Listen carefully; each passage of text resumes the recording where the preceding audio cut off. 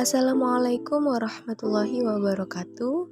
Di sini kami akan menjelaskan mengenai liabilitas atau kewajiban dalam teori akuntansi.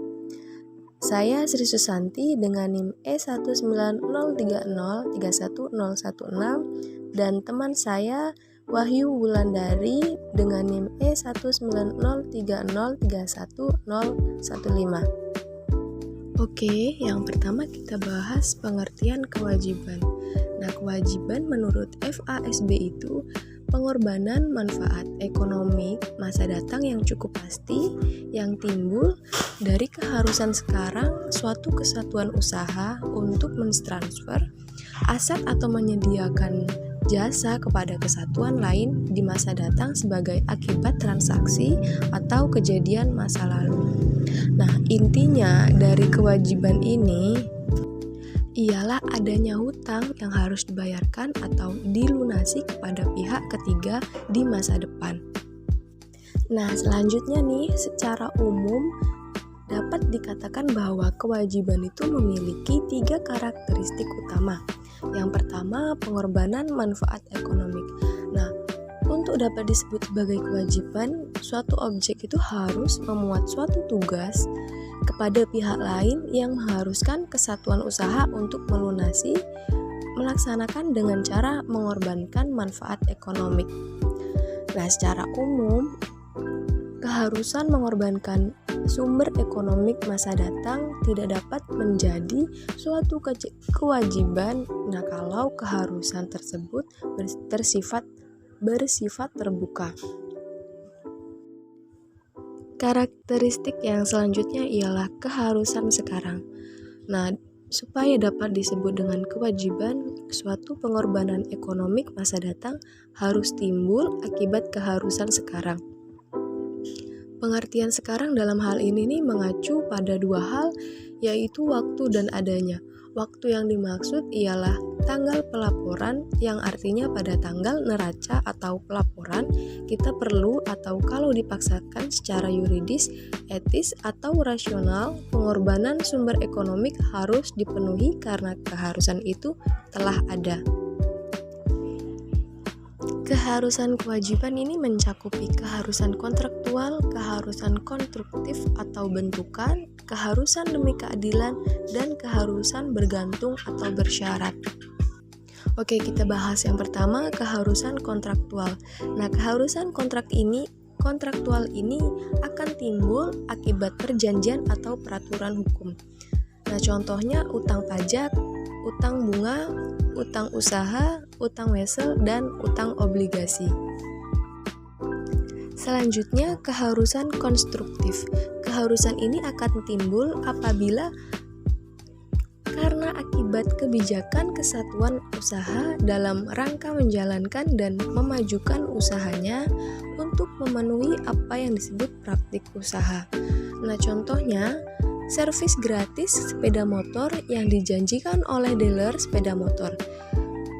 Pengembalian uang untuk barang yang ternyata cacat atau rusak dan tunjangan hari raya. Yang selanjutnya, keharusan demi keadilan. Keharusan yang ada sekarang menimbulkan kewajiban bagi perusahaan semata-mata karena panggilan etis atau moral daripada karena peraturan hukum atau praktik bisnis yang sehat. Nah, contoh dari keharusan demi keadilan ini seperti kewajiban memberikan donasi untuk badan amal tiap akhir tahun dan kewajiban member hadiah kepada penduduk yang tinggal di sekitar pabrik karena ketidaknyamanan yang ditimbulkannya. Yang terakhir, keharusan bergantung atau bersyarat. Nah, keharusan yang pemenuhannya tidak pasti itu dikarenakan bergantung pada kejadian masa datang atau terpenuhi syarat-syarat tertentu di masa datang. Akibat transaksi atau kejadian masa lalu. Nah, transaksi masa lalu itu transaksi yang menimbulkan keharusan sekarang telah terjadi. Nah, misalnya karena perusahaan mendapat pinjaman bank dengan kontrak, keharusan sekarang berupa keharusan kontraktual yang timbul pada akhir periode akuntansi berupa pokok pinjaman dan bunga yang menuntut pengorbanan sumber ekonomi masa datang.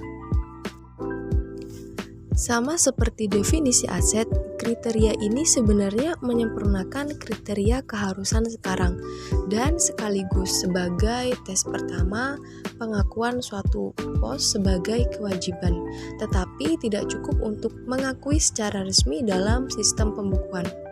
Transaksi atau kejadian masa lalu adalah kriteria untuk memenuhi definisi, tetapi bukan kriteria untuk pengakuan. Jadi, adanya pengorbanan manfaat ekonomi masa datang tidak cukup untuk mengakui suatu objek ke dalam kewajiban kesatuan usaha untuk dilaporkan via statement keuangan. Karakteristik pendukung. FASB menyebutkan bahwa terdapat beberapa karakteristik pendukung. Yang pertama, keharusan membayar kas. Yang kedua, identitas terbayar jelas. Yang ketiga, berkekuatan hukum. Oke, kita bahas yang pertama, keharusan membayar kas. Pelunasan kewajiban itu pada umumnya dilakukan dengan pembayaran kas. Esensi kewajiban lebih terletak pada pengorbanan manfaat ekonomi masa datang daripada terjadinya pengeluaran kas. Nah, adanya pengeluaran kas merupakan hal penting untuk mengaplikasikan definisi kewajiban karena terdapat dua hal.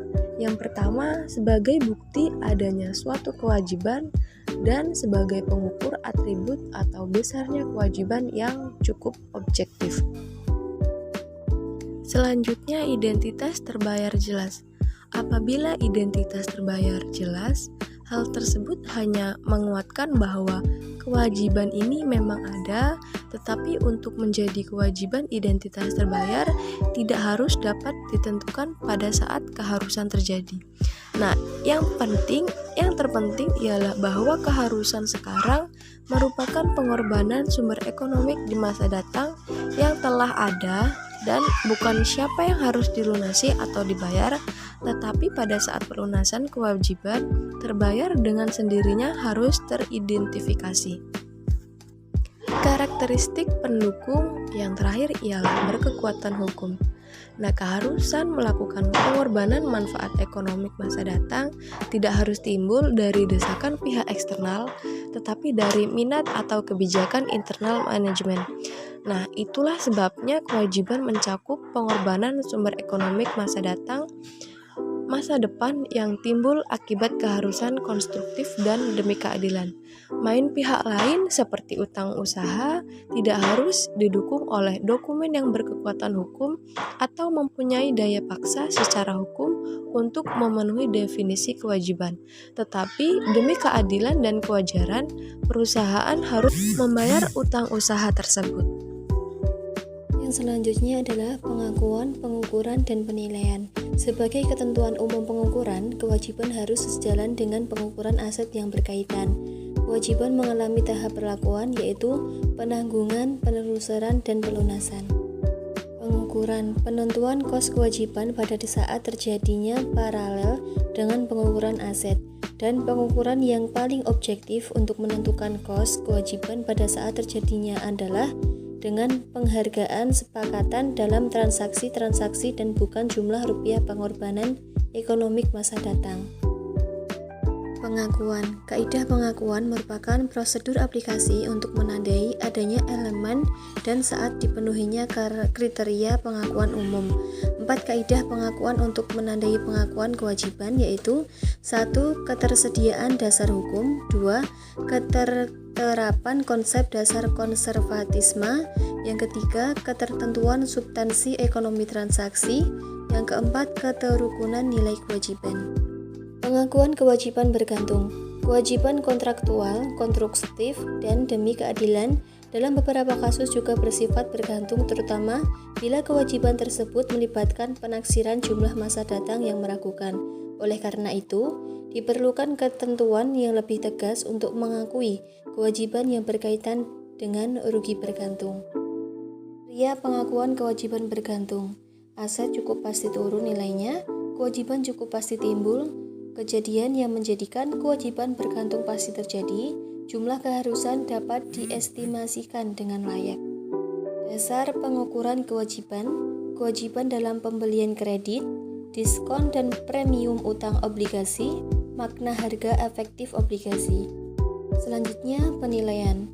Tujuan penilaian ialah menentukan jumlah rupiah pengorbanan sumber ekonomi pada saat tertentu. Seandainya pada hal tersebut kewajiban harus dilunasi. Atribut penilaian. Harga pasar sekarang, nilai pelunasan neto, nilai diskonan aliran kas masa datang. Kesan pelunasan ialah tindakan yang disengaja dilakukan oleh kesatuan usaha untuk memenuhi kewajiban pada saatnya dalam kondisi normal usaha sehingga bebas dari kewajiban tersebut. Ada 4 cara penyapan kewajiban. Step 1, transfer aset finansial. 2, dibebaskan secara yuridis. 3, pengambilan hak pihak lain. Yang keempat, pembebasan substantif.